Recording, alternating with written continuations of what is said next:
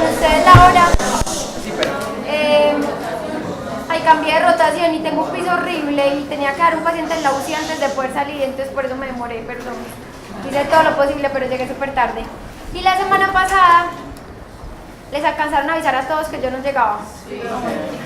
La semana pasada estaba presentando mi trabajo de grado. Y me dijeron que solo podían a las 2. Y como era con los evaluadores y eso, entonces me demoré mucho, entonces por eso no puedo darles clase. Bueno, pero entonces la idea es que hoy veamos endocarditis y ya la próxima semana sería el final. ¿Listo? ¿Cuándo es el grado? 22 de agosto. Pues eso no sabe nada. Bueno. Eso es lo más grande que se ve, no sé por qué no está tan chiquito, pero en fin. La endocarditis es una de las enfermedades infecciosas que ha venido cambiando mucho últimamente. Yo les digo eso como con todas las enfermedades. Ha venido cambiando mucho porque se ha intentado hacer el enfoque a partir del compromiso sistémico que da la endocarditis. No solamente por el compromiso que da a nivel cardiovascular, sino que nos hemos dado cuenta que también puede haber mucho compromiso pues, por las siembras que se hacen a distancia y por el compromiso que puede haber cerebrovascular. Y por eso es que las últimas guías europeas hacen como el enfoque o buscan que lo que haya sea un grupo de endocarditis y que ese grupo esté conformado por el cardiólogo, por el cirujano cardiovascular, por el infectólogo, por el neurólogo, por muchas especialidades que tienen que ver con esto para poder que se haga un enfoque integral desde el principio en el paciente y pues evitemos que ocurran todas las complicaciones que suelen ocurrir. Es fácil, la endocarditis no es más que la inflamación del endocardio, que sabemos que es la capa más interna del corazón, pero es muy importante saber que la endocarditis puede darse por procesos infecciosos y no infecciosos. El ejemplo más claro de la no infecciosa es la endocarditis de Lippmann-Sachs, que es la que ocurre en los pacientes lúpicos, ¿cierto? Y como les decía, pues es una enfermedad sistémica. En general, cuando hablamos de la endocarditis infecciosa, lo que hay es una lesión del endotelio en la válvula, donde a partir de la expresión de todos los factores endoteliales se une la fibrina, microorganismos y dan la formación del trombo final, que es el que vamos a ver en la ecocardio, ¿listo? Y muy importante saber que esa endocarditis puede involucrar tanto válvulas nativas como válvulas protésicas, así como todos los dispositivos endocardíacos que tengamos. ¿Esto por qué se los digo? Porque si yo tengo, por ejemplo, un catéter de cámara implantable para diálisis y la punta del catéter cae a la aurícula derecha y tengo un trombo en la punta del catéter, ese trombo de la punta del catéter no está en la válvula, pero se trata como si fuera una endocarditis igual a 6 semanas, ¿listo? Y así pasa con todos los dispositivos que generen trombo y que estén dentro de las cavidades, porque van a tener los mismos riesgos de embolismo y de las otras complicaciones. En general hay una incidencia de 3 a 9 casos por cada 100.000 personas, es más común en los hombres que en las mujeres y puede tener una mortalidad intrahospitalaria que va hasta el 22%. Es mucho mayor cuando la válvula es protésica y cuando se da en el contexto de una infección por Staphylococcus aureus. Eso explica por qué todo paciente que tenga una bacteremia por Staphylococcus aureus siempre hay que hacerle ecocardio, siempre. Así no sea complicada, así se haya depurado, así el antibiótico le esté funcionando. Todo paciente con bacteremia por estafilo necesita un ecocardio. Y el 50% de los pacientes no van a tener factores de riesgo, que es otra condición importante. La mayoría tenemos en la cabeza de que si yo tengo un antecedente de valvulopatía o de cardiopatía congénita, pues me lo tienen que buscar, pero miren que hasta la mitad de los pacientes no va a tener nada como pues cardíaco por lo menos para pensar en eso. Esta grafiquita es de un estudio de neurobiología muy bonito que habla como de esa etiología. Estos son las edades, los azules son los hombres y los rosaditos son las mujeres. Miren como siempre es más común en los hombres que en las mujeres y a medida que va incrementando la edad pues se hace como más frecuente. Y este lado de acá muestra la prevalencia de los pacientes que tienen válvulas cardíacas protésicas que tienen dispositivos intravasculares, dentro de eso los catéteres y los marcapasos, y aquellos que ni siquiera tienen enfermedad cardíaca conocida. Miren que siempre son una proporción grande de los pacientes. En Colombia, en los últimos años hemos tenido varios estudios tratando de buscar la etiología nuestra de endocarditis y hemos encontrado que hay una incidencia de 2.5 casos por cada 100.000 habitantes. Nosotros, a mí me da la sensación de ver muchos más pacientes, tal vez es porque tenemos centros de referencia cardiovascular que vienen de otras partes del país para Medellín. Estoy segura pues que van a haber muchas endocarditis el resto de la vida, no como eso que parece tan bonito. En general las poblaciones en riesgo van a ser muchas. Todo el que tenga una cardiopatía congénita tiene riesgo. Todo el que tenga una prótesis valvular tiene riesgo. Todo el que sea usuario de drogas intravenosas también. El paciente que tiene antecedente de endocarditis previa se puede duplicar, incluso hay series donde dice que se triplica el riesgo de una endocarditis actual. Entonces, paciente que haya tenido endocarditis y que tenga ahorita fiebre, que no encuentran el foco, piensen siempre que la posibilidad más grande es que tenga de nuevo una endocarditis. Y dentro de los usuarios de drogas es muy común que se dé pues en los que utilizan heroína, y el ejemplo claro de estos pacientes es los que hacen endocarditis derecha. ¿Saben por qué se llama endocarditis derecha? Porque les gusta la tricúspide. Listo. Paciente, usuario de drogas intravenosas, hacen endocarditis derecha, o sea, de la tricúspide. Esa endocarditis derecha no se las trae, pero tiene unas condiciones especiales porque no se trata 6 semanas, sino que puede tratarse solo 2 semanas dependiendo del paciente. Todo paciente que tenga vegetación en la tricúspide, pregúntele y le pregunte hasta que le confiese que es usuario de drogas intravenosas, porque seguro sí. Porque si no, eso no tiene más por dónde entrar. ¿Listo? Edad, ya dijimos que entre más viejitos, más posibilidades hay. Los factores socioeconómicos y las condiciones sociodemográficas se han descrito sobre todo para endocarditis, digamos que por gérmenes poco comunes, cuando están en contacto con animales o que viven en zonas rurales, que pueden hacer por otros gérmenes no típicos.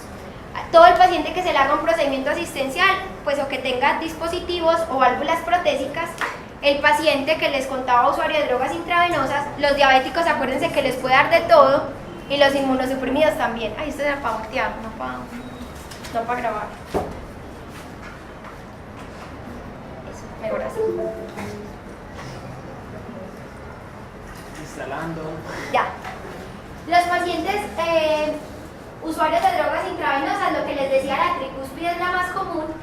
Hasta el 80% de los pacientes no tienen valvulopatía previa, y por eso es que es importante insistir hasta que confiesen que son usuarios de drogas intravenosas. Pues no porque eso sea malo, sino porque hay que tratar de impactar en que no lo sigan haciendo, porque van a recurrir en más endocarditis.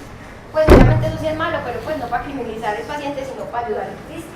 La etiología más común es que sea por estafilococo aureus, pero también las pseudomonas son muy comunes en estos pacientes. Entonces en el examen les aparece cuáles de los siguientes factores de riesgo son comunes para los pacientes para pseudomonas. No se les olvide que los drogadictos de drogas intravenosas y que la endocarditis derecha da siempre en ellos. ¿Listo? Los pacientes en hemodiálisis tienen hasta 3 veces más riesgo de endocarditis, también es por estafilococo aureus, y la válvula más comúnmente comprometida es la mitral. Pueden tener falla cardíaca hasta en una tercera parte de los pacientes y tienen una mortalidad cercana al 50%. ¿Por qué ocurre esto? Recuerden que los pacientes en hemodiálisis tienen mayor riesgo de hacer infecciones por estafilococo aureus meticilino resistentes. Y cuando no son meticilino resistentes, son estafilococo aureus que son meticilino sensibles, pero que tienen cepas altamente virulentas y que hacen siembras a muchas partes. Por eso suelen tener alta mortalidad. Generalmente estos pacientes en hemodiálisis, cuando les encontramos endocarditis, tienen complicaciones, abscesos paravalvulares, fístulas. El último paciente que yo vi, por ejemplo, llegó con un choque cardiogénico por un taponamiento cardíaco, y cuando le hicimos la pericardiocentesis salía pus, o sea, era verde lo que salía. Pensamos que lo que tenía era una tuberculosis, cuando todo lo que creció ahí era estafilo, y todo resultó siendo un absceso perivalvular que se rompió hacia el pericardio, y todo lo que tenía era pus. Claramente se murió, ¿cierto? Entonces siempre piensen en esos pacientes en diálisis que tienen bacteriemias recurrentes o que tienen fiebre recurrente con soplo nuevo, que puede ser una endocarditis, y que tienen más riesgo de complicarse. En las cardiopatías congénitas y la fiebre reumática hay condiciones especiales. Uno es que la comunicación interventricular ha sido la que más se ha visto asociada. Se generan por defectos en el septum estos cortocircuitos que, dependiendo del tamaño del defecto, el shunt, pues, o la comunicación puede ser de derecha a izquierda o izquierda a derecha. Lo más común es que sea de izquierda a derecha, porque recuerden que estas son zonas de mayor presión y las otras de mayor capacitancia, entonces hacen estas comunicaciones. Generalmente pueden verse hasta el 94% de los pacientes con comunicación interventricular. Por el contrario, la fiebre reumática, que se acuerdan que es el proceso infeccioso que ocurre por el estreptococo, puede haber prevalencias tan altas como el 77% versus el 6%.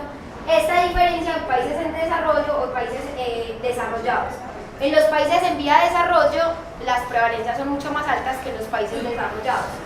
Esto ha disminuido mucho. No sé si alguno de ustedes sufría de amigdalitis recurrente y les tocó que pesar ese boom que me tocó a mí, de que nos pusieran un benzetacil cada semana porque no nos fuera a dar fiebre reumática. Bueno, a mí sí me tocó. Durante toda mi infancia me pusieron un benzetacil cada semana que para que no me fuera a dar fiebre reumática. Y eso fue un boom gigante que hubo, y gracias a eso creo que vemos menos endocarditis por fiebre reumática o lesiones de la válvula mitral. Pero paciente joven que tenga una lesión de la válvula mitral sin antecedente de nada, muy posiblemente lo que tuvo fue una fiebre reumática de niño que no se detectó y que solo hasta adulto se está viendo la lesión mitral. ¿Listo? Todo el que tenga una lesión mitral siempre hay que pensar que tuvo o tiene fiebre reumática. El compromiso valvular, entonces, va a ser en la válvula mitral, en la mayoría de los casos, en un 45%. ¿Le sigue cuál es esta válvula? Ahí dice, la aórtica. Listo, el otro 16%. El 6% es de la válvula tricúspide, por eso, por ser tan poco común, siempre hay que pensar en drogas intravenosas. Y la válvula pulmonar es muy rara, generalmente en menos del 1%. Entonces ustedes van a encontrar que casi más de una tercera parte de los pacientes van a tener compromiso o de la mitral o de la aórtica. Conclusión, ¿en dónde hay que buscar el soplo? Aórtico o mitral. ¿Listo? Obviamente si está en otra parte pues también, ¿cierto? Pero si está aórtico y mitral y tiene fiebre que no le han encontrado el foco, pues es mucho más probable que estén en el contexto de una endocarditis. Dentro de la fisiopatología ya les había contado, en general lo que hay es una infección del torrente sanguíneo por una bacteria cualquiera, donde hay previamente una lesión endotelial en la válvula. Al parecer, se cree que este tejido conectivo que hay en la válvula es altamente inmunogénico, por eso es que hace que cualquier lesión, ya sea una lesión directa mecánica o por turbulencia, cualquier cosa que dañe el endotelio, puede favorecer que se expresen muchos de los factores de adhesión de proteínas, de fibrina y por tanto que todas las bacterias que estén por ahí regándose puedan adherirse más fácil. Una vez se adhieren a todo ese daño que hubo en el endotelio, pues la bacteria empieza a replicarse, con eso empieza a proliferar y lo más delicado es cuando empiezan a formarse pequeños trombos que van a embolizar a diferentes partes. ¿Dónde puede embolizar una endocarditis? Donde sea, ¿listo? Pueden hacer focos sépticos pulmonares, cerebrales, embolismos o infartos esplénicos, hepáticos, a cualquier parte se pueden ir, ¿listo? Entonces siempre un paciente, por ejemplo, un paciente joven que les llegue con clínica de SB, con una imagen que sea sugestiva de embolismo y ustedes no encuentran fibrilación auricular, hay que hacer un ecocardio para descartar que no sea una endocarditis lo que haya embolizado. ¿Listo? Uy, esa pues ya me quedé bella. Pues. Entonces, hay una lesión endotelial por factores hemodinámicos o traumáticos, lo que les decía, ¿listo? Y eso favorece a que haya presencia de inmunocomplejos, se deposita la fibrina y cuando se queda hasta acá, es lo que conocemos como la endocarditis trombótica no bacteriana, lo que ocurre en el Lipman-Sachs. ¿Qué puede pasar? Puede pasar que haya otras maniobras o procedimientos que produzcan traumatismos de la piel, mucosas o por drogadicción o por algún otro foco séptico que genere una bacteriemia transitoria y que esas bacterias pues se aprovechen de este depósito que hay acá o de esta lesión endotelial que hay acá, se adhieran y se colonicen y luego de formación a la vegetación séptica. Esta vegetación puede destruir la válvula y dar las manifestaciones cardíacas que conocemos, que es la falla cardíaca aguda con la que debutan los pacientes, o pueden hacer embolismo pulmonar o sistémico con aneurismas micóticos o metástasis sépticas a cualquier parte, o pueden hacer por los mismos inmunocomplejos que se forman en este proceso autoinmune, dar glomerulonefritis o vasculitis. Pueden dar también estos émbolos ir hacia el vaso, generar inflamaciones con esplenomegalia e infartos esplénicos. Esto explica por qué el paciente puede tener fiebre persistente con manifestaciones cardíacas, pero también pueden hacer glomerulonefritis por los inmunocomplejos, o pueden hacer manifestaciones extracardíacas, o pueden hacer infartos esplénicos. ¿Listo? Entonces cualquier paciente que les llegue con cualquiera de estas alteraciones, ustedes deben sospechar que puede ser una endocarditis. Por eso la endocarditis es tan difícil de detectar, porque muy pocos pacientes que ya les voy a mostrar se van a manifestar con una falla cardíaca aguda para uno pensar que la respuesta está en el corazón. Casi siempre tienen fiebres prolongadas, que no hemos podido encontrar un foco claro y que de pronto, siendo muy de buena, le alcanzan a escuchar el soplo, pero que en la mayoría de los casos es solamente fiebre y no encontramos de dónde viene. La etiología también puede variar dependiendo de la edad, pues en general es dependiendo de la edad. Pero este verde es el estafilococo aureus, que miren que es el germen más importante. es importante, ya les dije que tenía unas características especiales que hacía que se uniera la válvula, pero además, como está más frecuentemente en los pacientes que tienen esa lista de factores de riesgo que les conté, por eso es que se ve en ellos. Entonces, tenemos Staphylococcus aureus en el 31.6%, Staphylococcus coagulasa negativos, que son los que están en la piel, en un 10%, y de los streptococos del grupo Viridians son el 18%, que son los segundos más comunes. ¿Dónde están los streptococos del grupo Viridians? En la boca, súper bien, en la boca. Por eso es que los procedimientos dentales históricamente han sido un factor de riesgo para desarrollar endocarditis, porque esos streptococos del grupo Viridians son los que van desde la boca, que normalmente son flora, aprovechan ese proceso de manipulación para hacer bacteriemia y se alojan dentro de la válvula. ¿Listo? Pero pueden haber muchos otros gérmenes. Pueden haber enterococos del grupo JAC, bacterias gram negativas, hongos, polimicrobianas o endocarditis con cultivos negativos. Pero miren que si ustedes piensan siempre en estafilo coagulasa negativo y streptococo del grupo Viridians, ahí se nos van a ir más del 50% de los pacientes. Entonces esos son los gérmenes que debemos empezar a cubrir de forma empírica. Como les decía, el estafilococos tiene condiciones especiales que hacen que sea mucho más probable que se adhiera a la valvulita.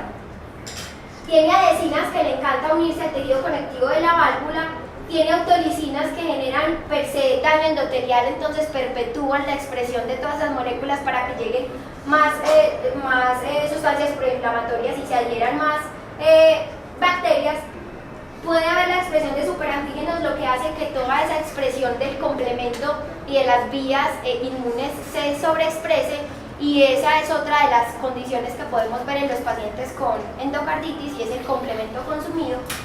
Hay expresión de leucocidinas, que son factores de virulencia. No sé si alguna vez han escuchado de la toxina de Pantone Valentine, que es una de las principales del estafilococo, y explica todas las posibles siembras metastásicas que se dan. Puede haber expresión o adhesión a inmunoglobulinas y proteasas. El estafilococo aureus es un germen muy bonito porque logra no solamente tener cada una de estas condiciones que lo hacen más virulento, sino que además el estafilo ha logrado mutar para volverse de colonias pequeñas, de colonias intermedias, de colonias grandes, y con eso pues tratar de evadir toda la respuesta inmune que se produce. Entonces, en el 70-80% de los casos, la endocarditis se va a dar en válvulas nativas y va a ser adquirida en la comunidad. El 70% de los casos no van a tener historia de ser usuarios de drogas intravenosas. En general, va a ser flora saprófita de la piel, por eso son los estafilos y los estreptos lo que es más común. La orofaringe también puede ser común, pero también pueden ser de gérmenes del aparato urinario y digestivo. ¿Cuándo hay que sospechar aparato urinario y digestivo? Sobre todo cuando hay presencia de catéteres o dispositivos invasivos en ese nivel, ¿cierto? No es muy común que yo tenga una bacteremia por una ITU por E. coli y que termine con una endocarditis. Eso usualmente no ocurre, ¿listo? Diferente a que yo tengo una bacteremia por una ITU, por un estafilococo aureus, porque tengo doble J y tengo esos dispositivos desde hace 6 meses. Eso sí es más probable que ocurra. El streptococo viridians suele ser adquirido, estafilo, estrepto y enterococo suelen ser los más comunes. Streptococo viridians es de la comunidad. Súper importante, el streptococos gallolíticos, siempre que aíslen en un hemocultivo un streptococo gallolíticos, siempre hay que hacer endocarditis. Ecocardio para estar en endocarditis. 1. Y 2, el segundo examen que siempre hay que hacer es una colonoscopia. Este germen se asocia a adenocarcinoma de colon en una gran proporción. ¿Listo? Paciente con bacteriemia por streptococo gallolíticos, siempre ecocardio y siempre colonoscopia. ¿Listo? Porque debe tener un adenocarcinoma de colon. ¿Cómo así? Así como para todos. Sí, siempre. Yo he visto 3 y los 3 tenían cáncer de colon. ¿Listo? Y ninguno diagnosticado. Entonces, siempre que tengan gallolíticos, siempre hay que hacerle colonoscopia. Y el streptococo del grupo B es más común en los pacientes diabéticos, cirróticos o usuarios de drogas intravenosas. El neumococo suele dar alta morbilidad porque en general cuando produce endocarditis ya o siembras en otras partes y produce meningitis y neumonía. ¿Alguien sabe cómo se llama esta tríada? Endocarditis, meningitis y neumonía. Tarea. Meningitis, endocarditis y neumonía. Por neumococos. ¿Listo? Estafilococos coagulasa negativos en los pacientes que tienen prótesis valvulares o dispositivos intracardíacos, sobre todo que han sido de reciente inserción. Y la infección por enterococo fecalis suele ser subaguda de la comunidad y en general son pacientes que ya tenían valvulopatías preexistentes. ¿Quién dijo? ¿Quién dijo? Sí, súper. Ese celular sabe cómo es. Muy rápido. Austria. ¿Listo? Austria. AC, en el 5% de los pacientes y suele ser difícil de cultivar. Esto, que sea difícil de cultivar, no es porque no crezca en el cultivo, sino que se demora hasta 7 días. Por eso todo paciente que ustedes sospechen endocarditis, esos hemocultivos hay que avisar en microbiología para que no los dejen 4 días, sino que los dejen más de la semana porque puede ser un germen fase. ¿Listo? Entonces siempre avisan en el laboratorio. Gram negativos entéricos, drogadictos intravenosos e historia de contacto intrahospitalario y Aspergillus y Candida es muy raro, pero suele dar en los pacientes trasplantados, usuarios de drogas intravenosas, en los pacientes en cirugía cardíaca reciente o que tienen catéteres vasculares de larga duración. Esto de larga duración suele ser por lo general más de un mes. ¿Listo? Hay un grupo de endocarditis o de estas infecciones que se pueden dar con cultivos negativos. O sea, ustedes tomaron los cultivos superjuiciosos, pero les avisan a los 7 días que no creció nada. Lo primero que hay que pensar es si el cultivo es negativo, es que no estemos frente a un germen Hassel. Y por eso es que dejamos los cultivos más días. ¿Cuáles son los Hassel? El Haemophilus, el Agregatibacter, que antes lo llamábamos Actinobacillus, el Cardionobacterium, la Iquenella y la Quinguela. Es que eso no lo vemos nunca, eso sí lo vemos. Listo, lo que pasa es que como no dejamos los hemocultivos juiciosamente hasta la semana, por eso se quedan como con hemocultivo negativo. Siempre que un paciente tenga una endocarditis con cultivo negativo, hay que pensar si tuvo exposición previa a los antibióticos antes del diagnóstico. Puede ser que el paciente tomó, no sé, cefalexina por cualquier cosa una semana antes. Eso ya es suficiente para negativizar los cultivos. Listo. Cualquier antibiótico que haya recibido en los días previos es importante registrarlo. Lo otro, que sean microorganismos exigentes. Exigentes es porque necesiten un cultivo especial o pruebas distintas moleculares para tratar de identificarlos. Y para esto nos valemos de test serológicos y de PCR que pueden ayudar en la detección hasta el 60% de los casos. En general, cuando hicimos los hemocultivos a los 7 días y no creció ninguno de los AC, no hubo exposición a los antibióticos y hacemos test serológicos o PCR, encontramos Bartonella, Brucella, Coxiella y Tropelia wifi. En general, ¿qué es importante de estos? Para nuestro medio, la Brucella. Los pacientes que trabajan con ganado vacuno que no ha sido, que tiene serología positiva para Brucella.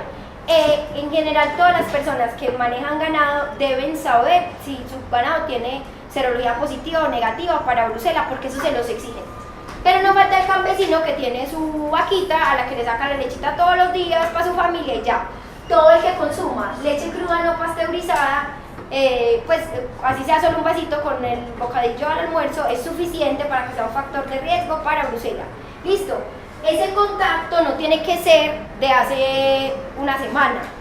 Puede pasar que alguno de ustedes haya tomado leche cruda por el bocadillo en la finca una sola vez y que en 10 años haga un citromefero y le encontremos Brucella. Listo, eso puede demorarse años en evolucionar. Listo.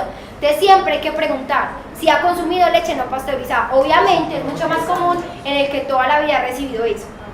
Se los digo porque ahorita hay gente super play que quiere vivir en fincas y así pues creciéndose los más aislados del mundo y le compran las cosas que porque son más naturales a la comunidad. Entonces eso con los vegetales no pasa nada, pero hemos visto gente así súper fifí con endocarditis por Bruselas por eso, porque compran su queso que porque es orgánico no sé qué y es porque no está sin leche no pasteurizada. ¿Listo? Las manifestaciones clínicas, entonces en general, como van a ser tan variables, suele ser un reto diagnóstico encontrar que el paciente tenga endocarditis y van a depender del microorganismo causal. En general, lo más común es que se presente como una fiebre sin foco. O sea, el paciente que tenga fiebre, ustedes no sepan de dónde está. Pero puede pasar que el paciente se presente en choque multiorgánico, en una falla cardíaca aguda, en una disfunción multiorgánica, o de simplemente el paciente que dice, no, es que yo llevo como meses sintiéndome mal. ¿Tienes fiebre? No, pues me sube hasta 38. que sea fiebre bajo grado, pero que sea persistente desde hace mucho tiempo. El 90% de los pacientes suele presentar fiebre. Es muy raro una endocarditis sin fiebre. Una endocarditis sin fiebre, piensen que es otra cosa distinta. ¿Listo? Pueden tener pérdida de peso, escalofríos, artralgias. Pérdida de peso, escalofríos, artralgias, me parece como a todo, ¿cierto? A tuberculosis, por ejemplo.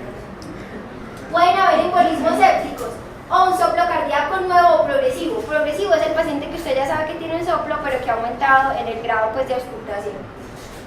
Muy importante saber que los signos clásicos que nos enseñaron desde chiquitos de endocarditis realmente se presentan solo en los casos de una infección avanzada y no deberíamos esperar a encontrarlos para documentar si este paciente lo tiene o no. Es súper importante saber que los pacientes ancianos tienen una presentación muy atípica y yo puedo tener solo una PCR alta, una BCG alta, anemia, leucocitosis y hematuria, y este paciente tiene una endocarditis. ¿Por qué tiene una endocarditis? Tiene reactantes de fase aguda, que es lo primero si yo tengo un paciente mayor de 50 años con una BCG alta que tengo que pensar. Mayor de 50 con BCG más de 50 y fiebre sin foco. Polimialgia reumática. Listo, primero. Anemia puede ser secundaria a infección o inflamación crónica. Entonces es una anemia de enfermedad crónica. ¿Cómo es la anemia de enfermedad crónica? Normo usualmente. Listo, para que sea micro ya tiene pues que estar endógeno. Leucocitosis, pues porque si estamos hablando de un proceso inflamatorio crónico, pues uno espera que haya leucocitosis con predominio de neutrófilos. ¿Y hematuria por qué? Por la glomerulonefritis, por los inmunocomplejos. Listo. Entonces, paciente con elevación de reactantes que tenga hematuria y una fiebre sin foco, si es anciano, piensen en endocarditis. Por eso es muy importante que si nadie les cree y tiene solo la PCR y la BCG alta y tiene fiebre, pídanle el uroanálisis para que se llene de motivos y le muestre a su profesor que tiene hematuria y usted sea un príncipe y les mande el tacocardio. Fiebre, en el 80 o 90% de los casos. Soplo nuevo, que es lo que uno esperaría ver en la mayoría, se encuentra solamente en el 48% de los pacientes. Entonces, no tener soplo excluye endocarditis. No tener soplo no excluye endocarditis. ¿Listo? Empeoramiento de un soplo previo hasta en el 20%. ¿Cuántos de nosotros se acuerdan siquiera que el paciente tenía o no tenía soplo ahora para saber si empeoró? Entonces, por eso ese signo es muy difícil de encontrar. Y más de una vez les ha pasado que uno pues dice que escucha hasta mejor dicho y que es grado 2 y llega otro y dice que es grado 4. Eso ha sido muy difícil porque es muy subjetiva la calificación. Hematuria hasta en un 25% de los pacientes, esplenomegalia en el 11%, eso a la palpación. Hemorragias en astilla en un 8%, ya les puedo mostrar cuáles son las hemorragias en astillas.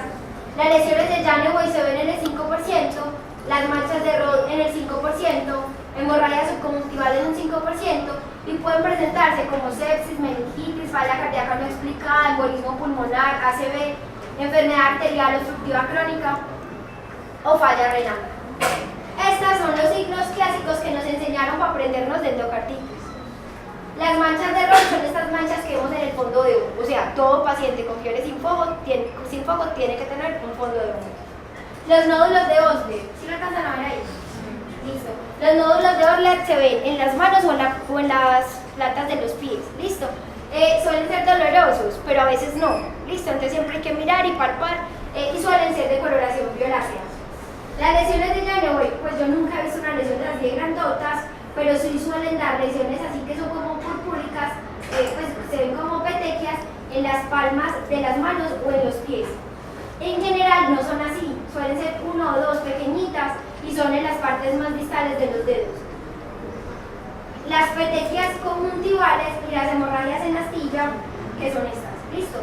En general, cuando ustedes vean esto en un paciente, es porque su paciente lleva mucho rato muy enfermo y es una endocarditis muy avanzada. ¿Listo? Esto no debería verse en los pacientes con endocarditis. Ya les contaba lo de los inmunocomplejos que pueden dar muchas cosas, ¿cierto? Pueden dar compromiso a nivel renal, dermatológico o hematológico. A nivel renal pueden dar proteinuria o hematuria, que es usualmente como lo más común. A nivel hematológico puede dar crioglobulinemia y pueden dar ANCAS positivos. Y a nivel dermatológico puede dar lesiones vasculíticas. El diagnóstico de endocarditis requiere entonces que yo pueda integrar estos tres criterios: el clínico, el microbiológico y el imaginológico. Ya vimos que la clínica era muy difícil y era muy bizarra por el amplio espectro que teníamos. Entonces por eso nos tenemos que valer siempre del microbiológico y del imaginológico. ¿Cuándo sospecho endocarditis? Entonces todo paciente que tenga fiebre más un soplo nuevo, o el que tenga fiebre con una lesión cardíaca ya existente y que no tenga ningún otro foco posible de infección. El paciente que tenga síntomas generales más una lesión cardíaca ya conocida. Que tenga fiebre y que haya sido llevado a alguna intervención invasiva y tenga bacteremia, ya sea que tenga falla cardíaca o algún trastorno de la conducción cardíaca, fenómenos vasculares inmunológicos que fueron los de los signos clásicos que vimos, paciente que tenga una ACV de novo o paciente que tenga abscesos periféricos que ustedes no encuentren por qué, que tenga renales, esplénicos, cerebrales, vertebrales o que sea usuario de drogas intravenosas. Paciente con bacteremia asociada a catéter con hemodiálisis que siguen positivos al control, o sea, a las 72 horas de antibióticos. Este paciente es el paciente que les cuento, el Staphylococcus aureus. Todo paciente que tiene una bacteremia por Staphylococcus aureus hay que hacerle un hemocultivo de control a las 72 horas de terapia antibiótica. Si ese paciente a las 72 horas persiste con el antibiótico, con los hemocultivos positivos, hay que hacer una búsqueda exhaustiva de que no tenga siembras en otras partes, listo, pulmonares, óseas o cerebrales. Los hemocultivos que persisten positivos, así no sean por Staphylococcus, sino por cualquier otro germen, o el paciente que tiene disfunción de una prótesis valvular cardíaca que venía funcionando bien. Entonces, para el diagnóstico, esto no se ve un carajo, pero todo este diagnóstico lo van a encontrar en las guías del 2016 de la Sociedad Europea de Cardiología. Esas guías ya están traducidas, entonces son fáciles de encontrar. Listo. En general, lo que hacen para hacer el diagnóstico es determinar unos criterios mayores y unos criterios menores. Vamos a empezar por los criterios menores. Los criterios menores es haber tenido, ser usuario de drogas intravenosas o haber tenido una enfermedad cardíaca preexistente. El paciente que tenga fiebre definida como una temperatura mayor de 38 o que tenga fenómenos vasculares o fenómenos inmunitarios de los que ya hablamos.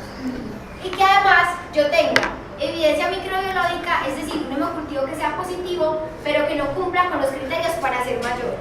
¿Cómo así? Entonces los hemocultivos no es cualquier hemocultivo positivo. El hemocultivo positivo que cumple criterios mayores para endocarditis es el que es positivo para un germen típico de endocarditis.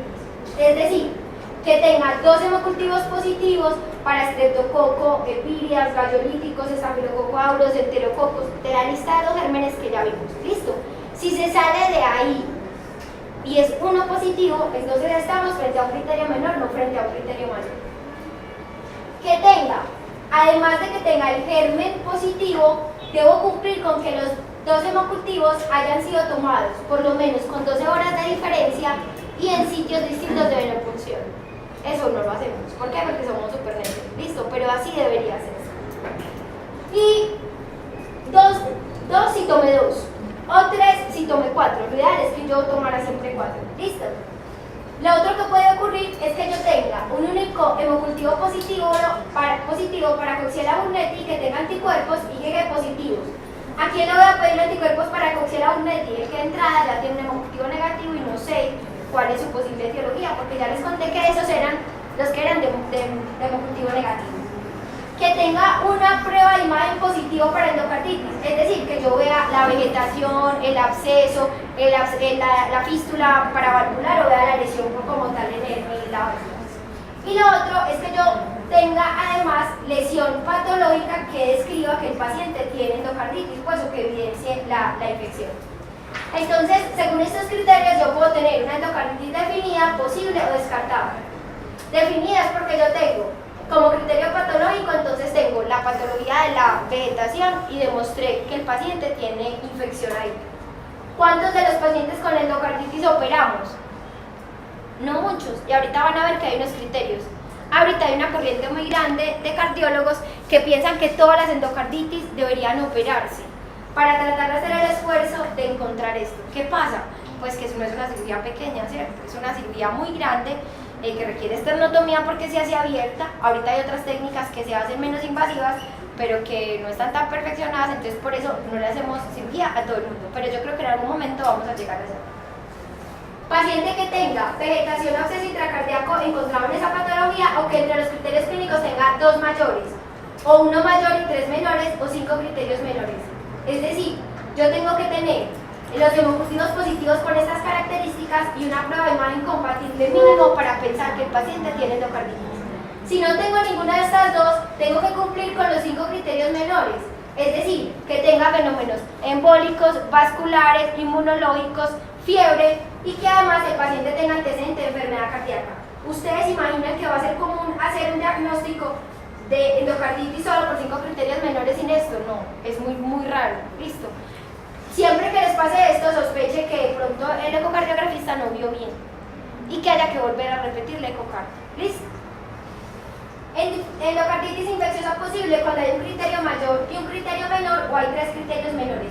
Y la endocarditis infecciosa descartada es cuando no cumple cualquiera de estas otras. ¿Listo? Es muy importante saber que todo paciente que tenga un cuadro clínico compatible y la ecocardio no sea compatible, se debe repetir a la semana la ecocardio si usted no está convencido. Que a mí me ha pasado. Paciente joven con fiebre sin foco, soplo de nuevo y ecocardio es que sin vegetación. Y usted se va a los 3 días, empieza con hemorragias en la astilla, las pelotas, eso tiene que ser una endocarditis. Entonces repitan la ecocardio y a la siguiente ecocardio siguieron la vegetación. Listo. Podía ser que estaba muy pequeña y que no era visible. Los criterios, siempre es importante que si bien antes teníamos solamente el ecocardio, ahorita con el advenimiento de nuevas técnicas de imagen hemos incluido la TAC cardíaca y el PET. Si en el PET yo tengo lesiones en las válvulas que captan, ¿han visto un PET alguna vez? Bueno, el PET toma una foto de todo el cuerpito, listo, se ve el muñequito así todo. Y eso se marca con un trazador especial que se une a los leucocitos. Entonces, dependiendo del grado al que se una el leucocito, va a dar como cierto grado de actividad metabólica, se llama eso, o sea, entre más o menos. Dependiendo de ese grado de actividad metabólica, yo puedo decir si eso es infección o puedo decir si estoy en el contexto de un tumor, por ejemplo. Entonces, a veces hay pacientes muy enfermos que no les encontramos el tumor en ninguna parte, pero pesan 30 kilos y siguen bajando peso, será una tuberculosis, será un tumor que sigo buscando. Les hacemos PET y encontramos que había una cosita por allá en alguna parte que estaba pintando y eso es lo que nos vamos a buscar en cirugía. Listo, por ejemplo. Eso es lo que vamos a biopsiar o lo que vamos a buscar. Para endocarditis, en el contexto de fiebre sin foco, se ha utilizado el PET. Y cuando capta en la válvula pues la vegetación y está con actividad metabólica, entonces uno podría decir que ahí es donde está el origen y podría sospechar que es una endocarditis. Listo. Y la TAC cardíaca es la berraquera. Eso ha salido un montón de cosas súper bonitas. Lo que pasa es que en Medellín no tenemos muchas personas entrenadas en TAC, tomografía de corazón. Pero ya hay muchas cosas de estratificación cardíaca para síndrome coronario con TAC, no con cosas invasivas. Y hacen unas imágenes de reconstrucción 3D bellísimas donde se puede ver la vegetación. Incluso ahorita los cirujanos cardiovasculares casi siempre les hacen TAC para planear la cirugía porque pues con la reconstrucción 3D pueden planear mejor cómo van a entrar y qué van a cortar, es súper bien. Entonces recuerden que si en la TAC sale o en el PET sale, pues así no cumpla con el criterio de la ecocardio y eso, estos se han denominado como los nuevos criterios de Duke o criterios modificados de Duke y adicionando pues como estas posibilidades. Los hemocultivos, entonces yo debo tomar 3 set con al menos 2 botellas. 3 set, ¿se acuerdan que es un set de hemocultivos? Un set de hemocultivos es por lo menos que yo tenga 2 aerobios y 1 anaerobio. ¿Se acuerdan que les explicaba que no hacemos anaerobios en todas partes porque no los procesan en todos los lugares, pero en estos pacientes uno debería hacer el esfuerzo de que lo intenten procesar? Y deberían ser 3 sets. Si cada set tiene 2 y 1, significa que ¿cuántos hemocultivos necesito? 9. Muy bien, 9 hemocultivos. ¿Cuántas veces tomamos 9 hemocultivos? Nunca. ¿Por qué? Porque lo hacemos mal, pero así debería hacerse. ¿Listo? Debería, por lo menos, que en cada botella haya 10 mililitros de sangre. Y cada set debería hacerse de una venopunción distinta. ¿Listo? ¿Yo qué les aconsejo? Mínimo 2 sets. Por lo menos aerobios, o sea 4 hemocultivos, 2 y 2, ¿listo? Y por lo menos 1 anaerobio, por lo menos, ¿listo? Eso pues se lo digo yo, si ustedes leen en todas partes les van a decir esto. Y siempre venopunciones distintas, eso sí es súper importante para tratar de identificar que el germen que se obtiene si es realmente bacteremia o es una colonización. ¿Listo? Recuerden que los estafilococos coagulasa negativo, siempre que salen en sangre, se consideran contaminación. Si yo tengo dos venopunciones distintas, este uno positivo y este uno positivo con el mismo bicho, así sea un estafilocoagulasa negativo, ese paciente tiene una bacteremia por estafilocoagulasa negativo. ¿Listo? Por eso es que tienen que tomarse de distinto sitio para estar seguros de que no es contaminación, sino que realmente está en sangre. Y recuerden que ese estafilo que en los otros casos se considera contaminación, aquí es la etiología del 10% de los casos de endocarditis. Y siempre debería hacerse por lo menos con 20 minutos a una hora en las primeras 24 horas de diferencia. Mientras toman estos y toman estas 3 botellas y chuzan el otro, han pasado por lo menos de 20 minutos a una hora. Esa es la forma adecuada de hacerlo, por lo menos los que no hacemos juiciosamente lo de las 12 horas de diferencia. ¿Listo? Entonces, yo tengo una sospecha de endocarditis y tengo hemocultivos. Los hemocultivos pueden ser positivos o negativos. Si el hemocultivo es positivo, esta espectrometría de masas, bueno, eso es pura carreta, pero es como en el laboratorio, procesan cuál es el bicho que está creciendo. ¿Listo? Si el bicho que está creciendo crece en el agar, entonces yo determino cuál es la resistencia antibiótica que tiene y dependiendo del perfil de sensibilidad, inicio antimicrobianos. Si el cultivo es negativo, entonces yo lo que hago es tratar de buscar por medio de serologías cuáles son los otros posibles gérmenes raros que pueda tener mi paciente. Dentro de esos quiero que recuerden la brucela, que es el más importante en nuestro medio. ¿Listo? Se puede hacer PCR para brucela, entonces si la PCR para brucela sale positivo, pues ustedes pueden pensar que es por brucela. ¿Listo? Pero también puedo hacer serologías para cualquiera de estas otras. Si mi paciente tiene hemocultivos negativos, le hice las serologías y salió negativo, ¿qué debo pensar? Que esté ante un proceso inmunológico. Por eso en ese caso hago ANAS, anticuerpos antifosfolípidos, pensando que puede estar en el contexto de una endocarditis de Lehmann-Sachs. ¿Listo? Estos son los exámenes que yo debo pedir cuando estoy pensando en esos gérmenes que son raros. Es solo para que quiero que sepan que que conozcan que existen y que en la guía está la recomendación de cómo tienen que pedirse. La ecocardio.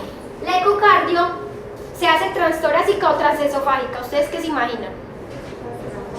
Transesofágica. A todos los pacientes.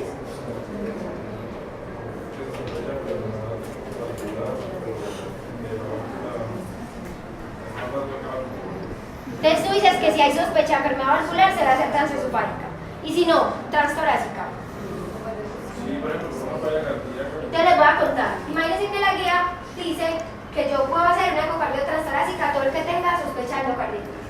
Pero que si tengo una válvula protésica, cualquiera, un dispositivo intracardíaco, cualquiera, catéter, marcapaso, lo que sea, desfibrilador, cardiodesfibrilador, resincronizador, lo que sea.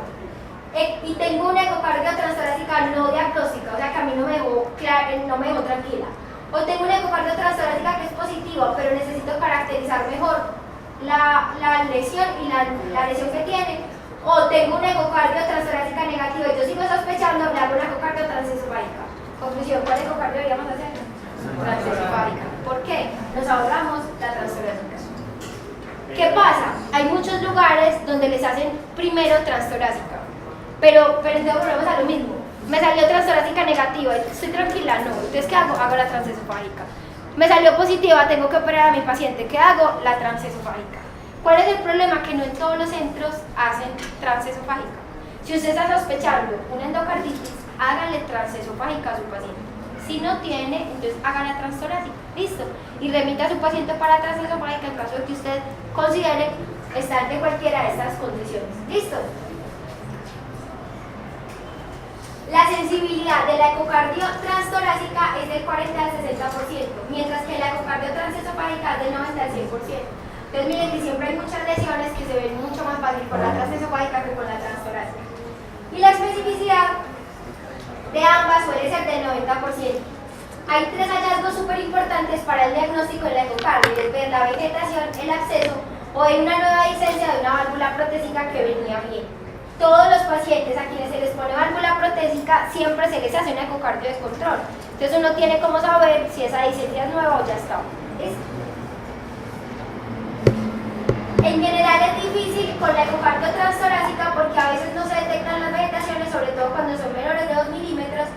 Puede ocurrir que el paciente haya tenido una vegetación que ya embolizó o puede haber endocarditis incluso sin vegetación. Si la sospecha persiste, lo que les decía, repita el ecocardio de 7 a 10 días después para poder estar seguro de que definitivamente eso no es lo que tiene su paciente. La ecocardio puede expresar o puede reportarle cualquiera de estas situaciones: una vegetación, un absceso, un pseudoneurisma, una perforación de la válvula, una fístula o un aneurisma valvular. Cada una de estas condiciones va a requerir un manejo distinto. En general, cuando hay cualquiera de estas complicaciones, hay que llamar urgente al cirujano cardiovascular porque ese paciente va a necesitar reemplazo de la válvula y corrección del defecto.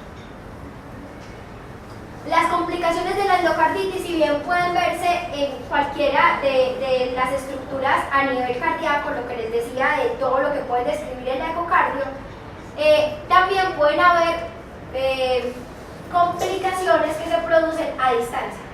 Entonces, ¿yo qué hago? Tengo la sospecha de la endocarditis, hice los criterios y con eso definí si era definitiva, sospecha o si la descarté. Si yo tengo una válvula que es nativa, lo que puedo hacer es repetir la ecocardio, hacer todo el estudio microbiológico, hacer la TAC cardíaco y explorar las complicaciones embólicas. Si es una válvula protésica, yo les recomiendo que en ese caso sí se haga transesofágica o pueden hacer PET, TAC cardíaca y explorar las complicaciones embólicas. Entonces miren que cualquiera de los dos espectros siempre hay que buscar las complicaciones embólicas. Se me olvidó decir que es una cosa especial con el PET y es que no lo hacen en todas partes de Medellín y no todo el mundo está entrenado en leerlo. Los radiólogos que leen PET incluso ni siquiera lo leen solos, sino que cada PET que se manda en la ciudad lo revisan en un staff de médicos nucleares y radiólogos especialistas en PET. ¿Por qué? Porque utilizamos mucho PET para hacer seguimiento de tumores. Y es gravísimo que yo diga que no hay actividad metabólica y que un paciente ya no necesita más quimioterapia y que después llegue otro y vuelva a leer el PET y se dé cuenta que tal vez sí tenía poquita, pero tenía y que ahorita eso hizo metástasis. Listo. Entonces digamos que en el proceso infeccioso no es como tan grave, pero en el proceso tumoral sí. Y por eso es que todavía hay mucha desconfianza en el ambiente con el PET. Tenemos cada vez más personas entrenadas pues como cómo van a hacerlo, pero quiero que sepan que todavía si ustedes dicen PET, hay mucha gente que dice que ni ellos son capaces de diferenciar si es infección o es tumor y por eso a veces lo confunden a uno. Complicaciones, dentro de esas las más graves vienen siendo las neurológicas porque el paciente puede hacer SBB. Hacen embolismos y usualmente por el tamaño del émbolo suelen tapar grandes vasos a nivel cerebral. Entonces, generalmente es arteria cerebral media o basilares, entonces el paciente queda mal, esto, la pasa mal, de verdad, mal. Suelen hacer transformación hemorrágica fácilmente, entonces son pacientes que el pronóstico es muy malo, listo. Entonces siempre hay que tratar de buscar en ellos, todo paciente que tenga endocarditis y tenga embolismos en otra parte, abscesos en el vaso, en el hígado, en pulmón, o tenga hemorragias en astilla, o tenga lesiones conjuntivales o nódulos, siempre háganle un TAC para estar seguros que no tiene compromiso arriba. Siempre buscar en los pacientes las complicaciones neurológicas, sobre todo en aquel que tenga complicaciones a nivel cardíaco, es decir, que yo ya tenga un absceso, que tenga una fístula, pues porque yo asumo que eso lleva tanto roto ahí que es más probable que el émbolo haya salido a distancia. Puedo encontrar hemorragia intracerebral, coma, accidente cerebrovascular y daños graves. Y dependiendo de esto, yo puedo considerar o no si el paciente requiere cirugía cardíaca o tratamiento pues, por el neurocirujano. El tratamiento va a depender de la condición clínica del paciente. En general, ningún paciente con sospecha de endocarditis requiere tratamiento empírico. Ningún paciente con sospecha de endocarditis requiere tratamiento empírico, a no ser que sean poquito los escasos que llegan en falla cardíaca aguda o en choque séptico. ¿Listo? Si no, usted tiene tiempo, porque en general ese paciente lleva mucho rato enfermo, tiene tiempo de hacer el esfuerzo de los hemocultivos, de las pruebas serológicas y de hacer todo el tapizado. ¿Listo? Supongamos que vamos a empezar tratamiento empírico porque evidentemente ese paciente está en una de esas condiciones graves que definitivamente lo necesita. Para definir qué tratamiento necesita el paciente hay que hacerse dos preguntas. Una, es si el paciente tiene una válvula nativa o tiene una endocarditis y una válvula protésica tardía, es decir, la que lleva más de un año. El que lleva más de un año con una prótesis valvular se trata como si fuera su válvula, o sea, como una válvula nativa. Si el paciente tiene por el contrario una válvula de menos de 12 meses, el tratamiento es distinto. Entonces, Si es una prótesis valvular tardía o una válvula nativa, se les da tratamiento con ampicilina, oxacilina y gentamicina. ¿Qué estoy cubriendo aquí? Estafilo, estrepto y enterococo. ¿Listo? La gentamicina se la adicionamos, ¿se acuerdan por allá en la primera clase de antibióticos que yo les decía que había unos casos donde eso se podía por enterococo adicionar o con gentamicina o con ceftriaxona? Este es el ejemplo de esos pacientes. ¿Listo? Se les da a los pacientes ceftriaxona. Lo que se ha visto es que pueden ayudar a que la bacteremia se depure más rápidamente, pero en unos estudios nuevos han encontrado que realmente no disminuye ni la mortalidad ni las complicaciones. ¿Listo? Por eso hay muchos infectólogos ahorita que no las utilizan y les llevan solo amplioxa. A mí todavía me da miedo, entonces yo les pongo menta o ceftriaxona. ¿Listo? Puedo darle vancomicina con gentamicina sola. ¿Qué pasa? Que si yo lo doy banco con genta, le estoy dando una bomba al riñón. ¿Listo? Entonces por eso preferimos utilizar este esquema de arriba. ¿Por qué utilizamos este esquema de arriba? Porque la gentamicina se da solamente en una dosis. ¿Listo? Se les da dosis única, eso no le quita nada a nadie, pues, y le ayuda al paciente. ¿Listo? Entonces, amplidoxa en una sola dosis. Si por el contrario es una endocarditis de una prótesis temprana, o sea, menos de un año, que hay que pensar en gérmenes resistentes. Por eso les damos banco con gentamicina y rifampicina. ¿Para qué la rifampicina? Porque para eliminar la biopelícula. Bien. Entonces, ¿qué pasa? La biopelícula o el biofilm. Recuerden que las bacterias a veces tienen como ciertas comunicaciones químicas con otras bacterias, así se llama, eso se llama... Bueno, yo me voy a acordar cómo se llama eso. Y llaman a las otras bacterias y producen como más polisacáridos de la cuenta y empiezan a formar esa biopelícula al lado de las prótesis. Y hacen, pues, más o menos como quimiotaxis, pero entre bacterias, eso tiene otro nombre. Quorum sensum se llama, quorum sensum. ¿Cómo? ¿Listo? Quorum sensum. ¿Cómo se copia eso? Entonces, ese quorum sensum es como esa llamada química entre la bacteria y la otra que hace que se puedan producir, proliferar, que hayan algunas que se vuelvan metabólicamente inactivas para que no se repliquen y otras que sí, así descansan y después van creciendo. Entonces, esa rifampicina sirve para ayudar en ese biofilm para que no se vayan a alojar más. ¿Listo? Dependiendo ya de la infección que yo aísle o del germen que yo aísle, el tratamiento va a depender si es una válvula nativa o es una válvula protésica. Los pacientes con estafilococo aureus, que es sensible, les damos oxacilina o les damos tratamiento con clindamicina. En los pacientes que tienen estafilo resistente, les damos banco o dato. Los pacientes que tienen válvulas protésicas, les damos oxa con rifampicina y gentamicina, y el paciente que tiene resistencia a la meticilina, le damos banco con rifampicina o gentamicina. Ay, ¿cómo así yo voy a aprender todo eso? No, acuérdense que eso está en la guía. ¿Listo? Porque eso va cambiando cada año. Incluso hace 3 años pusieron de tratamiento empírico penicilina y eso pues más o menos todo el mundo quería linchar a los europeos porque cómo se les ocurría poner por una infección tan grave una simple penicilina cristalina. Entonces, siempre sepan que eso está ahí, que está a la mano y que lo pueden buscar. ¿Listo? Con las dosis y con todo. Lo que les decía de los aminoglicósidos que se han visto en beneficios para tratar de depurar la bacteremia, pero que puede haber mayor riesgo de toxicidad. Lo que pasa es que usted le da una dosis única, eso no va a generar pues nada en el paciente. ¿Listo? Igual para enterococos, le damos amoxicilina o gentamicina. Ay, ¿cómo sientes yo le puedo dar amoxicilina a un paciente con una endocarditis por enterococos? De forma ambulatoria, no hay ningún problema, siempre y cuando usted ya haya descartado que no tiene siembras a distancias y que no tiene ninguna complicación. Ampicilina venosa con ceftriaxona o banco con gentamicina para los pacientes por enterococo. El tratamiento empírico, como les decía, solo en los casos graves, y recuerden que la ampicilina más la ceftriaxona es tan eficaz como la ampicilina más la gentamicina para tratar los casos por enterococo fecal.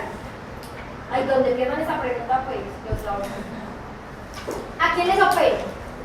Opero grande, a todo el que tenga falla cardíaca. ¿Listo? A todo el que tenga una infección no controlada. Es decir, que tenga un absceso, un pseudoneurisma, una fístula o alguna lesión directamente de la válvula. O el paciente que tiene un trombo muy grande y que yo lo que quiero hacer es evitar que ese trombo se vaya a otras partes. ¿Qué es un trombo grande? En general, una vegetación mitral aórtica que es más de 1 centímetro debe operarse. ¿Listo? Hay unas que si es mayor de 30 con no sé qué, si es mayor de 15 con no sé qué. Acuérdense que si es mayor de 10, ese paciente lo tiene que ver cirujano cardiovascular. ¿Listo? Entonces, ¿a quién les opero? al que tenga falla cardíaca, al que tenga una infección no controlada porque tenga complicaciones o al que tenga una vegetación mayor de 1 centímetro. Profilaxis. ¿Cuántos de ustedes les han sacado las cordales? ¿A cuántos les dieron profilaxis? ¿A cuántos? ¿A cuántos quiero saber? ¿A cuántos les dieron profilaxis? ¿Con qué les dieron la profilaxis? ¿Qué los pusieron a tomar? ¿No se acuerdan? Amox. ¿Cuánto de Amox? ¿Te acuerdas? 500. ¿A quién más le dieron otra cosa distinta? Clinta. ¿Cuánto? ¿Te acordás? No. Bueno. Entonces, ¿qué pasa? Resulta que antes le dábamos a todo el paciente que se le fuera a manipular la cavidad oral, le dábamos el profilaxis. Y van a encontrar que muchos odontólogos se quedaron con esa imagen en la cabeza. Y por eso a mí también me dieron profilaxis para tomarme eso. ¿Qué pasa? La profilaxis con amoxa no es 500 miligramos, sino 2 gramos. O sea que todos los que se tomaron la cápsula no hicieron nada. ¿Listo? 2. Se han evaluado unidades formadoras de colonia posterior a procedimientos dentales, para saber, pues en sangre, para saber si de verdad esa bacteremia que ocurre transitoria es lo suficientemente potente para producir endocarditis. Y se han dado cuenta que se produce más bacteriemia en la lavada de los dientes que en el proceso de la extracción dental. Significa que nos tendríamos que tomar 2 gramos de amoxicilina cada vez que nos vayamos a lavar los dientes. 3 veces al día. Entonces por eso es que no le damos profilaxis a todo el mundo. Antes le damos profilaxis al que le sacaron una muela, al que le fueran a hacer una colonoscopia, al que le fueran a hacer una endoscopia, al que le fueran a hacer a todo el que le fueran a meter un tubo por cualquier parte, necesitaba que se le hiciera profilaxis, porque supuestamente iba a ser bacteriemia transitoria y tenía mayor riesgo de endocarditis. Entonces, ¿en qué quedamos? Les damos profilaxis antibiótica durante un procedimiento dental. Lo primero es que el procedimiento dental es que manipulen el tejido gingival, o sea, que corten mucosa. O sea, me van a poner una calcita, si pues le van a limar un dientecito, si esas cosas no necesitan profilaxis en ninguna circunstancia. Solo el que se le va a hacer procedimiento gingival. Solamente se le pone al paciente que tiene una válvula cardíaca protésica, al paciente que ya tuvo una endocarditis, al paciente que tiene o que va a ser llevado a un trasplante cardíaco. ¿Por qué?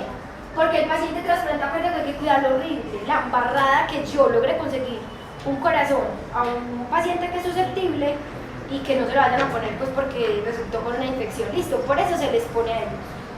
Y porque todos los pacientes de trasplante cardíaco, en general de todos los trasplantes, pero con los que somos más estrictos de trasplante cardíaco, van siempre en el odontólogo dentro del protocolo de trasplante, porque hay que asegurar que tengan bien su cavidad oral para que no haya riesgo de endocarditis en el postquirúrgico con la inmunosupresión. Y en los pacientes con cardiopatía congénita. Esta de cardiopatía congénita son las comunicaciones interauriculares o interventriculares que no han sido cerradas. Un paciente con aorta bivalva, por ejemplo, no necesita darle profilaxis. ¿Listo? ¿Qué les damos? Amoxicilina 2 gramos 1 hora antes del procedimiento, o les damos clindamicina 600 1 hora antes, cefalexina 2 gramos, o sea 4 tabletas 1 hora antes, o acitromicina 500 miligramos. Si es parenteral, le puedo dar amoxicilina 2 gramos 1 hora antes, o si es alérgico a la penicilina, le doy clindamicina, pues, o estas combinaciones que no tenemos disponibles, le podría dar ceftriaxona. ¿Listo? Entonces, ¿se le da profilaxis antibiótica a todos los pacientes? No. Solamente al que tenga esas condiciones, y no es al que le vayan a poner una calcita, sino al que tenga manipulación como tal, gingival. ¿Listo? Preguntas.